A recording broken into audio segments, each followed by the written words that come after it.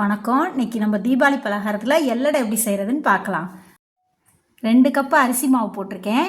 1 cup பொட்டுக்கடலை மாவு போடுறேன். இதுக்கு தேவையான அளவு உப்பு, கருவேப்பிலை, மிளகுத்தூள், பெருங்காயத்தூள் எல்லாத்தையும் போட்டுக்கலாம்.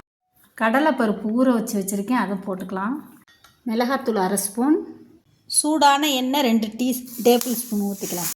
எண்ணெயை ஊற்றி நல்லா பெசரி இது இப்படி நல்லா பிடிச்சா இப்படி வராப்புல பண்ணிக்கணும். அதுக்கப்புறம் தான் நம்ம பச்சை தண்ணி தேவையான அளவு கொஞ்சம் கொஞ்சமாக தெளித்து பிசையணும். சப்பாத்தி மாவு பதத்துக்கு பிசைஞ்சு வச்சுக்கணும்.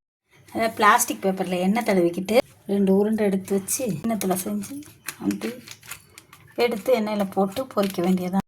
போட்டுக்கலாம். எண்ணெயில் போட்டு இப்போ சலசலப்பு அடங்கினப்புறம் எடுத்துக்கலாம். இப்போ எள்ளடை தயார்.